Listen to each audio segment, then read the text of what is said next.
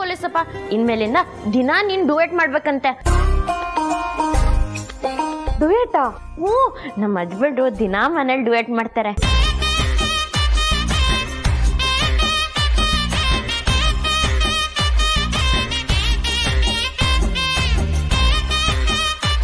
ಹೌದಾ ಅಳಿ ಅಂದ್ರೆ ನೀವು ದಿನಾ ದೀಪನ್ ಜೊತೆ ಡುಯೆಟ್ ಮಾಡ್ತೀರಾ? ಏ ಇಲ್ಲ ಇಲ್ಲ ಇಲ್ಲ, ಮತ್ತೆ ಒಬ್ರೇ ಡುಯೆಟ್ ಮಾಡ್ತೀರಾ? ಏ ಅದು ಅದು ಅದು ಡುಯೆಟ್ ಅಲ್ಲ, ಡಯಟ್ರಿ ಅದು. ಹೌದಾ? ಮತ್ತೆ ಡುಯೆಟ್ ಅಂದ್ರೆ ಏನು? ಲೇ ದೀಪ, ಅದನ್ನ ನಾನು ಹೇಳ್ತೀನಿ ಕಣೆ. ನೀನು ನಿನ್ ಗಂಡ ಕೈ ಕೈ ಹಿಡ್ಕೊಂಡು ಜೊತೆಯಲಿ ಜೊತೆ ಜೊತೆಯಲಿ ಇರುವೆನು ಹೀಗೆ ಎಂದು ಅಂತ ಪಾರ್ಕಲ್ ಸುತ್ತಾಡ್ತಿರ್ತಾರೆ ನೋಡು, ಅದನ್ನೇ ಡುಯೆಟ್ ಅನ್ನೋದು. ಹೌದಾ? ನಾನು ಮದುವೆ ಆದಷ್ಟರಲ್ಲಿ ನನ್ನ ಗಂಡ ಜೊತೆ ಅದನ್ನೇ ಮಾಡ್ತಿದ್ದೆ. ಅಂಬುಜಾ, ಅಣ್ಣ ನೀನ್ ಮಾತ್ರ ಕೋಪ ಮಾಡ್ಕೋಬೇಡ, ಮೊದ್ಲಿ ನಿನ್ಗೆ ಆಪರೇಷನ್ ಆಗಿದೆ. ಹೌದು ಮಾವ, ನೀವು ಕೋಪ ಮಾಡ್ಕೊಳ್ಳೋದನ್ನೆಲ್ಲ ಮಾಡಬಾರ್ದು. ಆಯ್ತು ನೋಡಿ ಅಂದ್ರೆ ದೀಪ ಅವರೇ, ನೀವು ಹೋಗ ಬೋರ್ಡ್ ತಂದ್ಬಿಡ್ತೀರಾ? ಬೋರ್ಡ?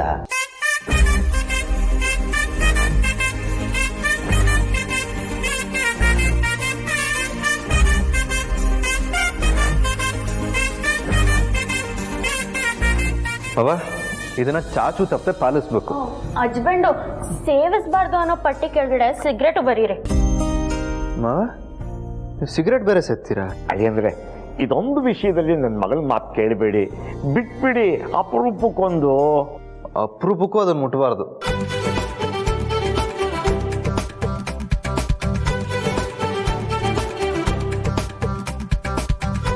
ಪೊಲೀಸಪ್ಪ, ನನ್ನ ಹಸ್ಬೆಂಡ್ ಹೇಳಿದ್ದನ್ನ ಸರಿಯಾಗಿ ಪಾಲಿಸಿದ್ರೆ 100 ವರ್ಷ ಬದುಕ್ತೀಯ.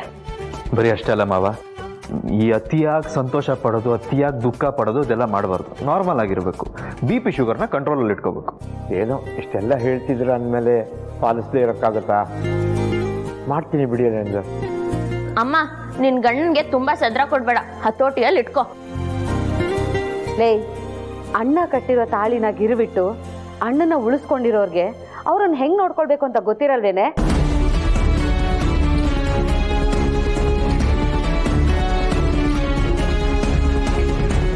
ಒಂದ್ಸಲ ಒಂದು ಸ್ವಲ್ಪ ಸಮಯ ಕೊಡು, ಯಾರ ಹತ್ರನಾದ್ರೂ ಸಾಲ ಮಾಡಿ ನಿನ್ನ ತಾಲಿನ ಬಿಡಿಸ್ಕೊಡ್ತೀನಿ.